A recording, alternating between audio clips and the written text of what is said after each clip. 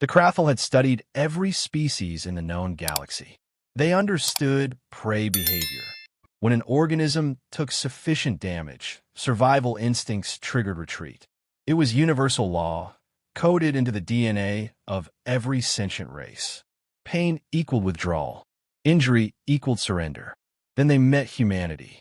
Battle Captain Vexthor reviewed the combat footage for the 18th time, his sensory stalks trembling. "Explain this," he demanded, pointing at the tactical display. His subordinate, Science Officer Krell, manipulated the hologram. Human designation, Sergeant Marcus Webb. Age, 34 standard years. Combat encounter, grid 773. The footage played. Sergeant Webb's squad had been ambushed by Krathul shock troops. Standard protocol. Overwhelming force. The humans should have fled. They didn't. Webb took a plasma bolt to the shoulder. The wound was catastrophic. Vexthor could see bone and cauterized tissue. Any rational being would have retreated for medical aid. Webb switched his rifle to his other hand and kept firing.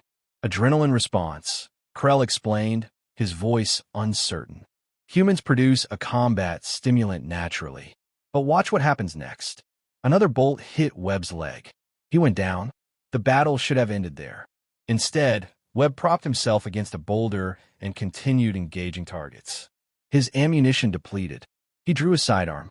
When that ran dry, he pulled out a knife. A knife. He has multiple critical injuries, Vexthor whispered.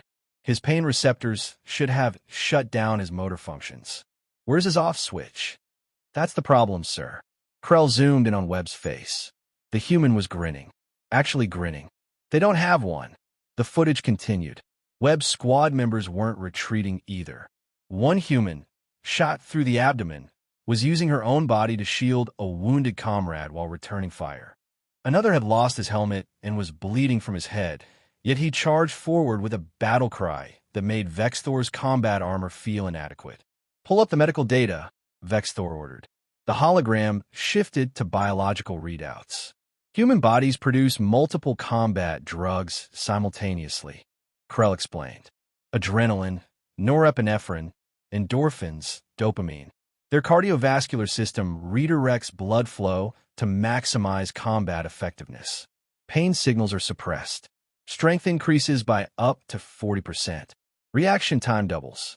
And their prefrontal cortex, the part that normally says this is suicide, stop, gets overridden by their limbic system. So they become mindless berserkers? No, sir. That's what makes it terrifying. They retain tactical awareness. They just stop caring about self-preservation when their squad is threatened. Vexthor watched as Webb, despite his wounds, managed to eliminate 3 Krathul warriors with his knife before friendly forces extracted him. What happened to this human?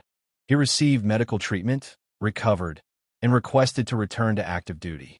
He's currently leading raids on our supply lines. Impossible. Those injuries should have permanent damage, trauma, retirement. Krell interrupted, something he'd never dared before.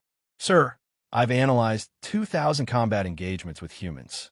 73% of wounded humans return to combat within 6 months. Many request accelerated clearance. They have a saying, pain is just weakness leaving the body. Vexthor reviewed another file. A human private who continued fighting for 47 minutes with a punctured lung. A corporal who carried 3 wounded soldiers to safety despite a shattered femur. A lieutenant who refused evacuation until every member of her unit was accounted for, bleeding out the entire time. What drives this behavior? Vexthor asked. Krell pulled up anthropological data. Humans evolved as persistence hunters. They don't have natural weapons, armor, or speed. So they developed psychological warfare against themselves. They can literally convince their bodies to ignore fatal damage if the objective is important enough. They call it pushing through. They're evolved to not quit. Vexthor made his decision. Recall all forces from human territory. Immediately. Sir, you can't fight an enemy that refuses to acknowledge when they've lost. Every calculation we have assumes rational self-preservation. Humans don't operate on that frequency. He looked at the footage one final time, Webb's bloodied face still grinning. They're not warriors. They're forces of nature with rifles. The retreat order went out within the hour. The Krathul had conquered 40 worlds through superior tactics and firepower. But you can't defeat an enemy whose survival instinct is broken in the most terrifying way possible.